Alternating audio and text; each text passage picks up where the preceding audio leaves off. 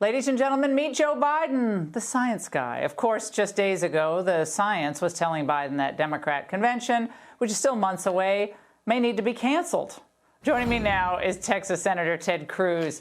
Senator, you felt this coming, didn't you not, that this was going to be a keep this going through the fall so we don't have to have conventions, probably not even a campaign, no debates, and maybe not even traditional voting. It all has to be done by mail. Well, look, I think Biden is terrified of the Bernie brothers. He doesn't want to go to a Democratic convention because he's scared of the activists, because he knows they don't want him. And you can see, have you ever seen a presumptive nominee hide from the American people like Joe Biden is? It's unprecedented. Well, I've never seen anything like it. And I've never seen anything like people concluding many months out that things need to be canceled or things need to be virtual, which means that they're not, certainly not as meaningful to folks. It's just, I mean, why do they feel like the need to do that now? But you get the sense that the Democrats feel, some of the fringe at least, feels like this is the only way to ensure that they have a chance against Trump to keep this thing going all the way to the fall.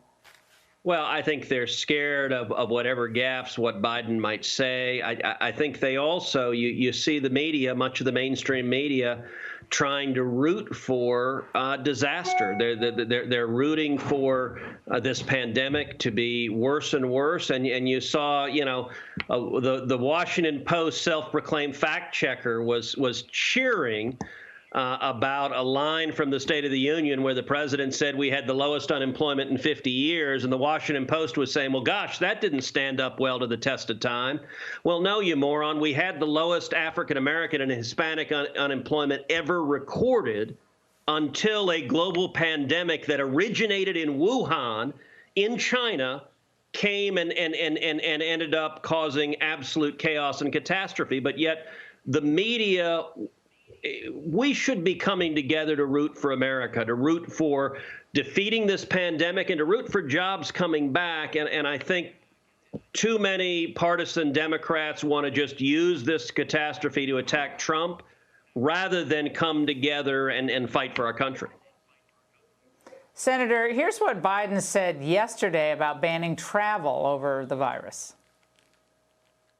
45 nations had already moved to keep block China's personnel from being able to come to the United States before the president moved. So it's about pace. It's about the urgency, and I don't think there's been enough of it. Well, that's a totally different tune that he was singing back in January. Watch. This is no time for Donald Trump's record of hysterical xenophobia,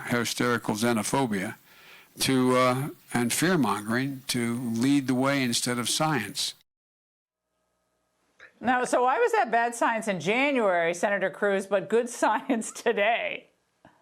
Look, it's just political opportunism. I spoke with President Trump on February 2nd, so a couple of days after he put in place the travel ban to China. And the president asked me at the time, said, what do you think? Was it the right thing to do? He was getting blasted by Joe Biden, being called a hysterical xenophobe. The New York Times was running editorials from op-ed columnists blasting him for putting the China ban in place. I told him back then, Mr. President, it's exactly the right thing. It'll have real negative economic consequences, but this coronavirus is too dangerous, and all of us need to do what we can to protect people's lives and safety. And, the CDC, I chaired a hearing on the coronavirus over a month ago. The CDC said the president's decision to halt air travel in and out of China and to quarantine any Americans coming back from China substantially slowed the growth of this virus in the United States, and it reduced the number of infections, and it saved lives in America. And yet, right now, Biden and Pelosi and the press are all trying to rewrite history to pretend they supported what they criticized and opposed at the time. Senator Cruz, Pelosi saying the next bill will be $1 trillion. Now, you're a fiscal hawk, and I think there are a lot of fiscal hawks that say they are but aren't really, but you are. There's a lot of stuff she's floating, Green New Deal, green infrastructure. We got to get back to work, Senator. That's if we don't get back to work, who's going to pay the tab here? Look, there is no doubt we have to get back to work. We've got two crises that are simultaneous. We've got a global pandemic that's a health crisis. We've got an economic All right, Senator Cruz, catastrophe. I shouldn't ask that last question. Thank you for being with us. Come back soon. We have the last bite coming up next.